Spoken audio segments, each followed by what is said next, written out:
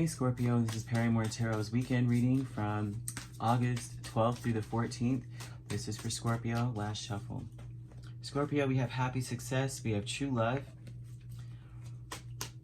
Well, very nice. I think you have successfully integrated something about yourself within, like, very coming to an awareness that you can do whatever you want, like the whole world. I am hearing this song in my head. I have the whole world in my hands, right? And this is about happily, it's very interesting. It's like even fighting for something, right? Oh gosh, what is the word? Spirit, give me the right words. I was gonna say, it's like you never really miss anything. If it's like what's for you is for you, it will really never pass you by. If you have to fight really, really hard for something in this energy over the weekend, then you're like, well, you know what I mean? Gosh, how do you put this?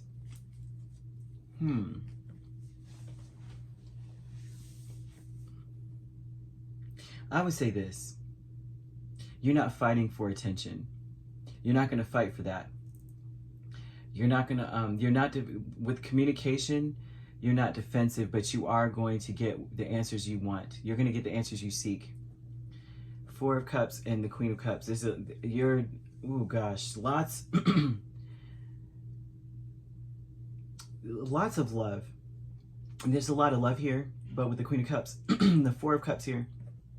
And this would tell me that emotionally, you're not going to fight to be noticed.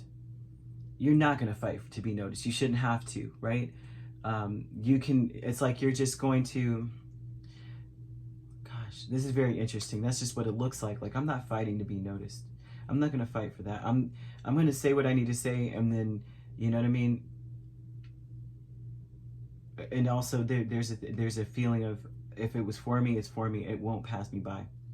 True love, King of Swords and Knight of Wands. I think that you see everything from, it makes sense to you to go after what it is, after the truth. What's real to you is true to you. That's what that looks like to me. You're going after what's real and true to you. Head and heart combined. I know this sounds like it's all over the place. It just looks like it. Deception, justice, and the Star. The deception is, I feel, that you're trying to do what's right. And the deception is in the energy of what's right.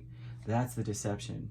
The deception is, like, this is how, okay. Justice seems like everyone goes, oh, justice is karma. Justice is if you do wrong by somebody, right? But what is right and wrong? And we have our own ideas of what right and wrong is. Everyone does, right? What's right, what's wrong?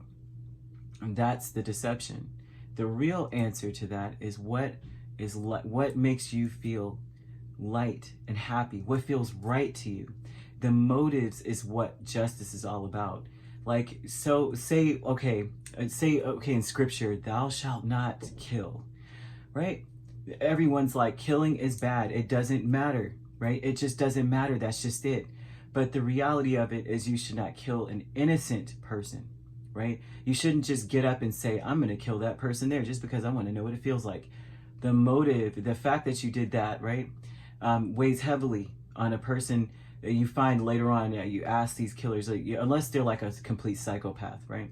You go to them and you're just like, you know, did you do it? They finally feel relieved enough to just be like, I can't take it anymore. I see every time I close my eyes, you know, versus someone who's like, this person hurt my child, right? It's like the motive is not that you're heavy with the guilt of this thing. And so that's a very, very difficult analogy, but it's like this. When someone says, you know, that the rules of right and wrong are imbalanced in some way, because it's about the motive and how the weight of your heart. How is it light? Is it are you guilty of it? Are you truly guilty of it? I mean, is it really wrong to you? It's the question. So the deception is what you're asking for, what you want, is what you feel is right for you, but it seems like it's the wrong thing, kind of thing, is the deception. It seems wrong, but it's right, right? Deception. Okay, so you have transformation, Hanged Man, and the Knight of Swords. It's very important to change your perspective. You are changing your perspective. This is about the communication, going towards something impulsively. Like you may have in the past seen making impulsive decisions, like whatever it is you're going to make or whatever it is this is, as something that may be bad, right? May be a bad thing.